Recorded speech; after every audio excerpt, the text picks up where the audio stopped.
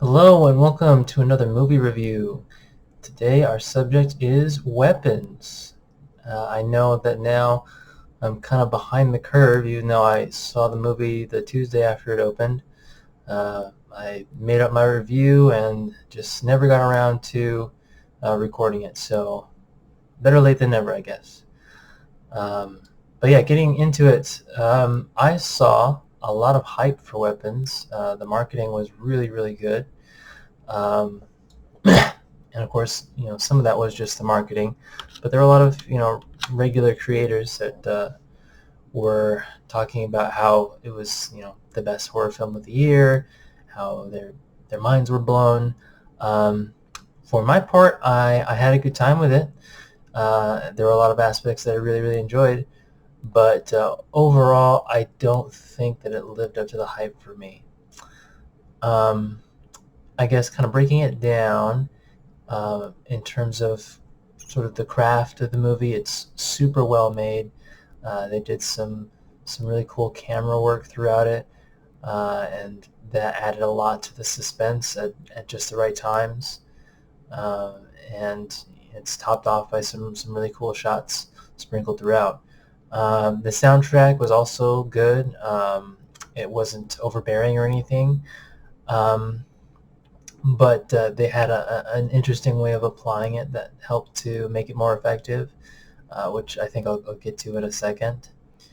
But all as a whole, I don't think I'd say it was super memorable, except for maybe the ending. Um, but to get into the plot, we probably should start at the beginning.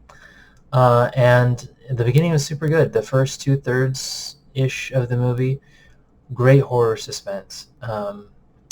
They took a sort of non-linear approach with the story, so they chose a handful of the main characters and they followed them each in short sequences that weren't necessarily one right after the other, but happening all at the same time until they start to overlap. And that was a fantastic way for building up the mystery of the story and keeping things suspenseful. Um, and that's where that application of the soundtrack came into play that I was talking about. Every character's little sequence kind of had its own tone and signature that reflected sort of the character that was being focused on and the scenario that they were dealing with.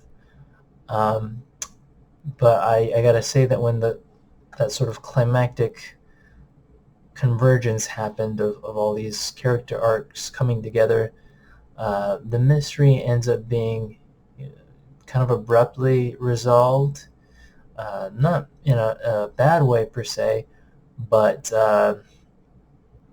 I I wasn't exactly satisfied myself. Um, and fortunately, that's not like the end of the horror element. There's still plenty of spookiness through the last third of the movie, but I found just that once the reveal happened, things generally deflated a little bit. It became a more generic, how do we defeat the evil entity plot? Um, and I think it probably would have gone out pretty weak, except for the final sequence, which is bonkers and hilarious. Like, there's no way to prepare for it. um, Overall, I think Weapons did a really decent job depicting the themes that were really touched on, kind of, the isolation of grief and how quickly a community will turn and scapegoat somebody when something unexpected or unexplained happens. Um, but I think that maybe because so much of that intrigue is tied up in these,